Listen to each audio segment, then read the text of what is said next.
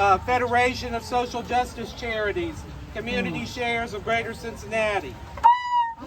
I'm married to a Middletown native. My husband's an attorney and public defender here. We've got 2 kids, ages 6 and 12. I love our country, but I am ashamed, deeply ashamed, of what is being done by our country in our names with our tax dollars. And I know I'm not alone. I live 1 street over, just a few blocks up. About a year ago, we had dozens and dozens of American flags hanging from our porches. I took mine down January 20th. About a week or 2 ago, I drove down the street and realized there was only 1 American flag left on a front porch in my neighborhood.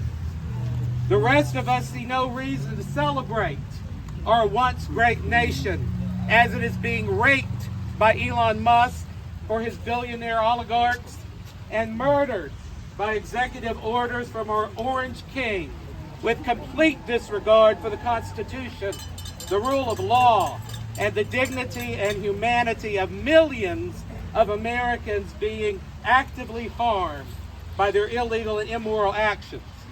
I don't like to use their names, so I remind people every day that Herr Fuhrer and Middletown's biggest embarrassment are Nazis. And we live in 1933 Berlin. First, they came for the trans kids. Their strategy for winning the election, and the president admitted just a week ago his strategy for winning the midterms, is to demonize trans kids and their families.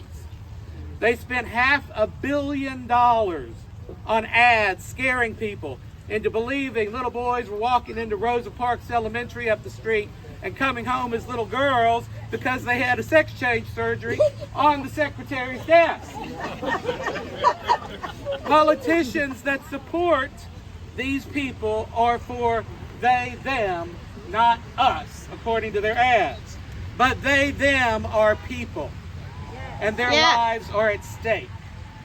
In my job, I help run Transform, which provides free clothing for trans youth up to age 25 and support groups for their families. And contrary to what you might think, we get families from across the political spectrum, from ultra-liberals to MAGA conservatives. And what unites them is a love for their child and a desire to see them stay alive.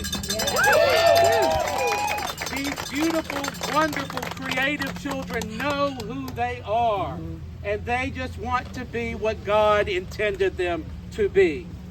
But instead, they're seen as their parents as groomers and pedophiles and child abusers, mutilating their children, even though surgeries do not occur on children. And the pharmaceutical interventions are safe, reversible, effective, and have been used for decades on cisgender people. Their doctors know what is best. Their parents know what is best. But the state tells them, no, you can't do that. A friend of mine a few months ago immigrated her young adult trans daughter to Canada because she did not believe Ohio was safe for her child anymore. Herr Fuhrer and Middletown's biggest embarrassment are Nazis, and we live in 1933 Berlin.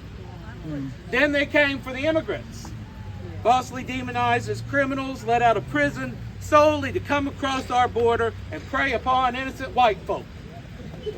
And thanks to Middletown's biggest embarrassment, their dogs and cats.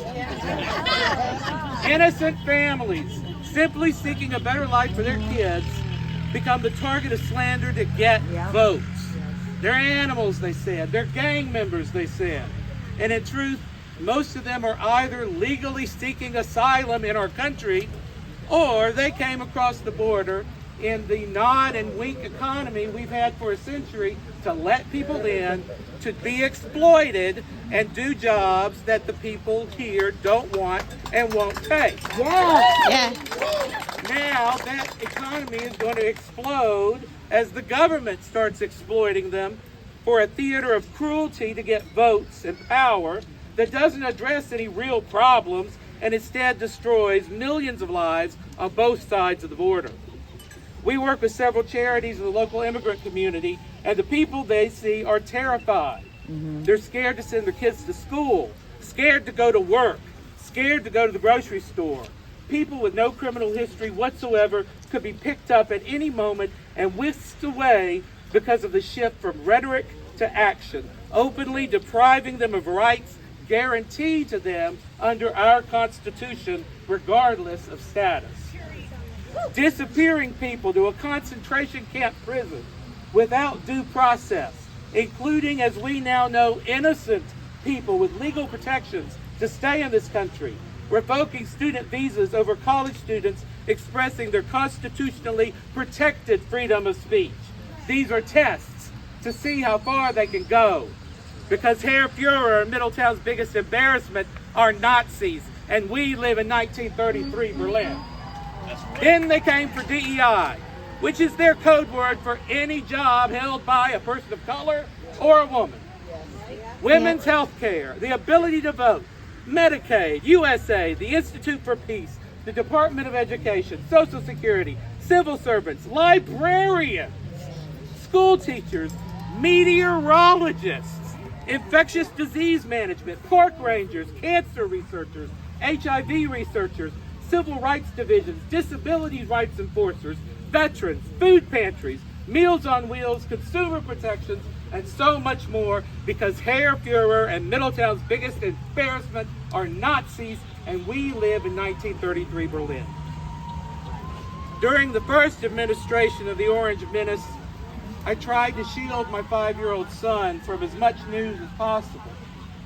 But one day, between songs on the radio, a news brief mentioned family separations at the border. We now know it ended up being over 5,000 kids taken from their parents before the court stopped it.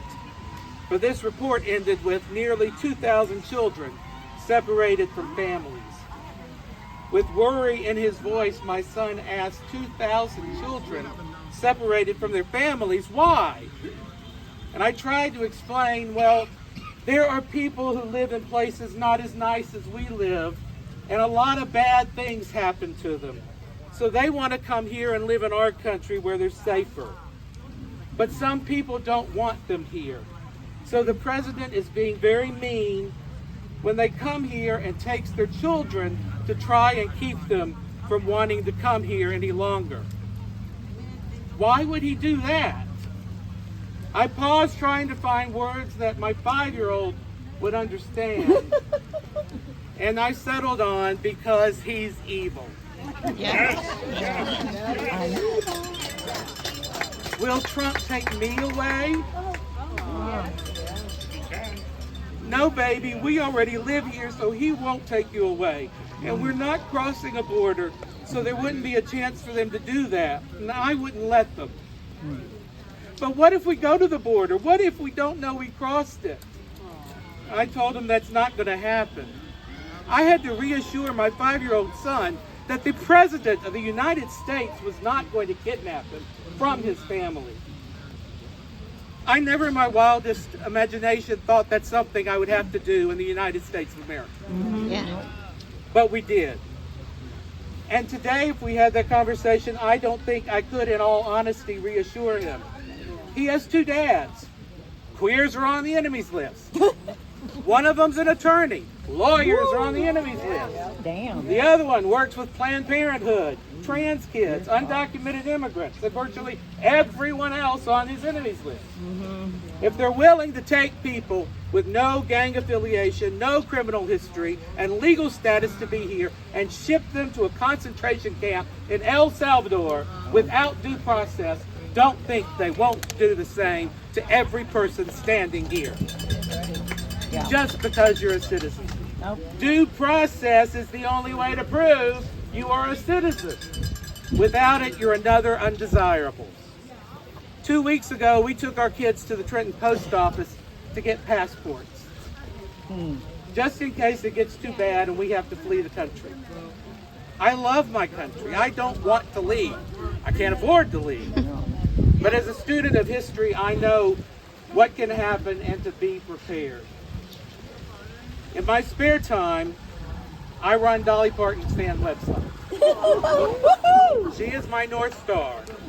Someone who genuinely loves everybody and lives her life with compassion.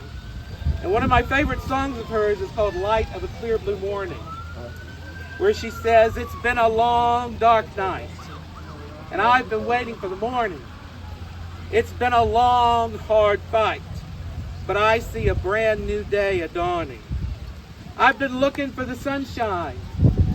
You know, I ain't seen it in so long, but everything's gonna be all right. It's been all wrong. I honestly don't believe those words right now, but I have hope that one day I will believe them again. We must have hope, or all is lost. Yes, Herr Fuhrer and Middletown's biggest embarrassment are Nazis, and we live in 1933 Berlin.